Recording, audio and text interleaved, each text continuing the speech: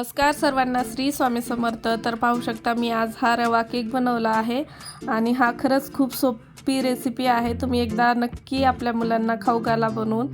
तर त्यासाठी मी एका मिक्सरच्या भांड्यामध्ये 1 वाटी बारीक रवा घेतलेला आहे.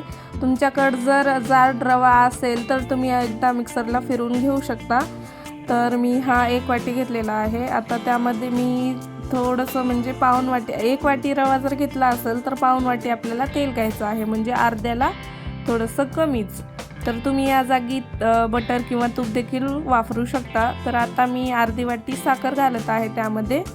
तर मी अर्धी वाटी घालत आहे. तुम्हाला जर यामध्ये थोडं कमी जास्त करायचं असेल तर तुम्ही करू शकता. तर आता तोपर्यंत मी अर्धी वाटीच दूध घातलेलं आहे. जर नंतर मला लागेल तर मी नंतर ॲड करेल, तसं तुम्हाला सांगेल. तर पाऊण वाटी परत त्यामध्ये मी दही ॲड केलेलं आहे.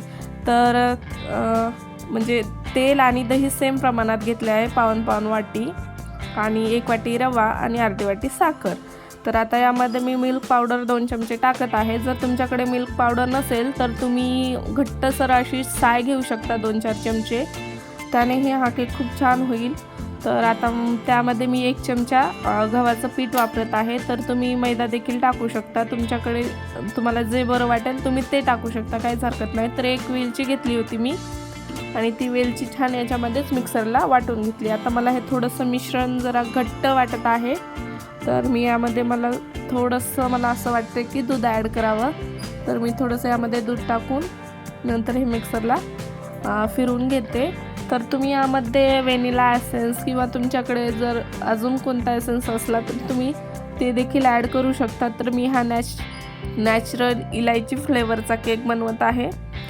तर मी त्यामध्ये कुठल्याही एसेन्सचा वापर नाही केलेला आहे. तर आता यामध्ये माझ्याकडे बेकिंग सोडा किंवा बेकिंग पावडर नव्हता, त्यामुळे मी इनो वापरलेला आहे. यामध्ये मी अर्धी पुडी इनोची घातलेली आहे आणि त्यामध्ये थोडंसं दूध ॲड करून हे छान मिक्स करून घेतलं. तर पाहू शकता याचं टेक्स्चर तुम्ही असं ठेवायचं आहे, जास्त घट्ट किंवा जास्त पातळ नाही. दाखवल्याप्रमाणे जर तुम्ही केक केला तर अतिशय सुंदर हा आणि चवीला 1 नंबर बनतो.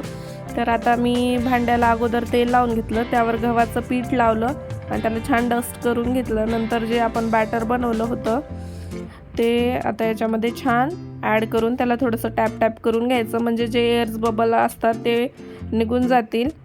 तर आता वरून मी थोडीशी टूटी फ्रुटी ॲड करते. तुमच्याकडे नसेल तर तुम्ही यामध्ये काही नाही टाकलं तरी चालेल किंवा अजून जास्त टाकलं तरी चालेल, किंवा म्हणजे ड्रायफ्रूट वगैरे. तर मी फक्त टूटी फ्रुटी ॲड केलेली आहे. आणि मग अशी आपण जे प्रीहीट करायला ठेवलं होतं कढई, तर त्यामध्ये आता हा मी केक म्हणजे लावून देते आणि वरतून झाकण ठेवून. तर तुम्ही हा कुकरमध्ये देखील बनवू शकता. तर पाहू शकता की आपला अजिबात केक चाकूला चिटकत नाही आहे. तर हा केक मी 25 ते 30 मिनटं छान कमी गॅसवर बेक करून घेतला होता.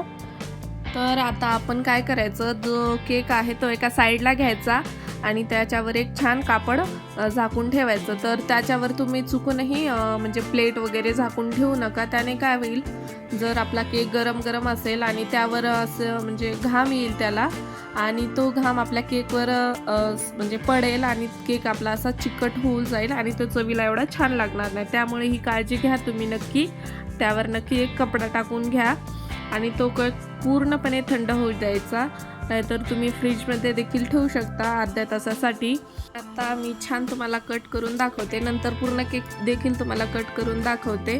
तर हा केक खरंच खूपच टेस्टी बनतो. एकदा नक्की आपल्या लहान मुलांना ट्राय करून देऊ शकता. घरातल्या घरात म्हणजे ताजा, फ्रेश आणि बाहेरचं देण्यापेक्षा घरातलं कितीही चांगलं.